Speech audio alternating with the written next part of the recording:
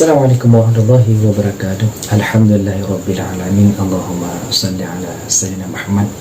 Berjumpa kembali dalam kesempatan kali ini. Kita akan membahas tentang pembagian iman menurut Imam Al-Ghazali.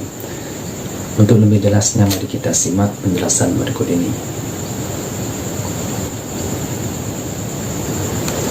Pembagian imam menurut Imam Al-Ghazali, beliau membagi imam dalam 3 macam. Yang pertama, iman naik terus. Kedua, iman stabil. Yang ketiga, iman naik turun. Yang pertama, iman naik terus, contohnya imannya para nabi, imannya para rasul, imannya para ulia, dan imannya para alim ulama. Yang kedua, iman naik, iman stabil, contohnya seperti imannya para malaikat. Yang ketiga, iman naik turun, contohnya iman naik turun seperti imannya manusia biasa seperti diri kita ini. Mungkin hanya sekian, semoga bermanfaat. Subhanakallah wa bihamdika asyhadu an la ilaha illa anta astaghfiruka wa atubu ilaik.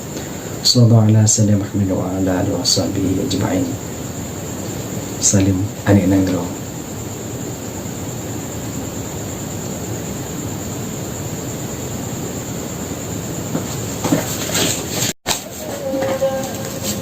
Assalamualaikum warahmatullahi wabarakatuh. Alhamdulillahirrabbilalamin. Allahumma salli ala sayyidina Muhammad. Berjumpa kembali dalam kesempatan kali ini. Kita akan membahas tentang adab-adab dalam membaca Al-Quran. Untuk lebih jelasnya, mari kita simak penjelasan berikut ini. Bismillahirrahmanirrahim. Alhamdulillahirrabbilalamin. Allahumma salli ala sayyidina Muhammad. Ada beberapa adab dalam membaca Al-Quran, di antaranya yaitu yang pertama, menyentuh Al-Quran atau membacanya dalam keadaan suci, baik suci dari hadas kecil, lebih-lebih dari hadas besar. Cara suci hadas kecil yaitu dengan cara berwudu, dan suci daripada hadas besar dengan cara mandi junub atau mandi dari hadas besar, termasuk suci badan, suci pakaian, dan tempat waktu kita membacanya. Yang kedua, bersuak sebelum membacanya.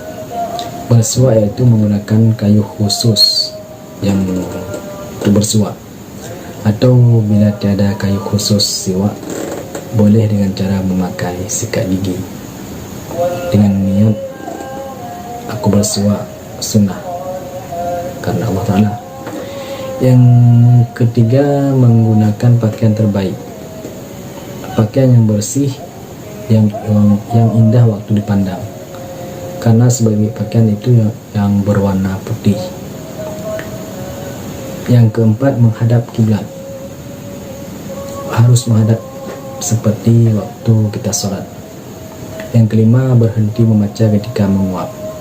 Ketika menguap dianjurkan untuk berhenti sejenak agar tidak terpotong bacaan begitu saja.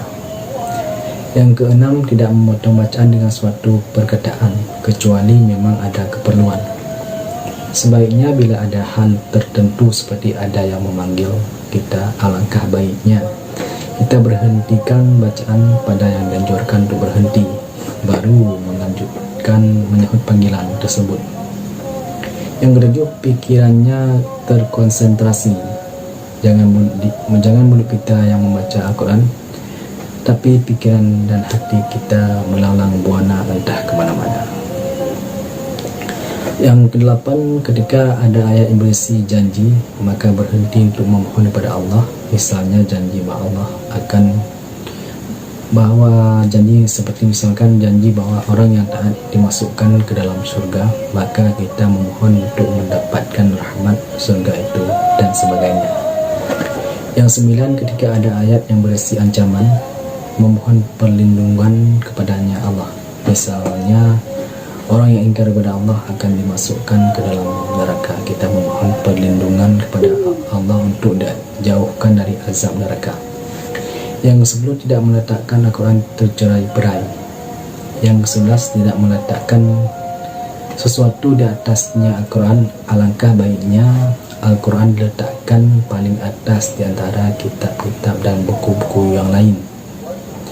Yang ke-12, tidak saling mengeras bacaan terhadap orang lain. Maksudnya jangan sampai mengganggu orang lain dengan bacaan kita dengan cara berteriak-teriak. Yang ke-13, tidak membaca Al-Quran dalam pasar. karena sebaik-baik tempat adalah masjid dan seburuk-buruk tempat adalah pasar. Sebagaimana hadis Nabi. Yang 14, tidak membaca Al-Quran di tempat-tempat hiburan, misalkan tidak membaca di tempat-tempat karaoke, diskotik, dan lain sebagainya. Mungkin hanya sekian, semoga bermanfaat. Di mana ada kekurangan dan kejanggalan mohon dimaklumi karena saya juga manusia biasa. Wallahu a'lam, mungkin hanya Allah yang lebih mengetahui segala sesuatu. Wabillahi taufiq wal hidayah. Assalamualaikum warahmatullahi wabarakatuh. Salim anil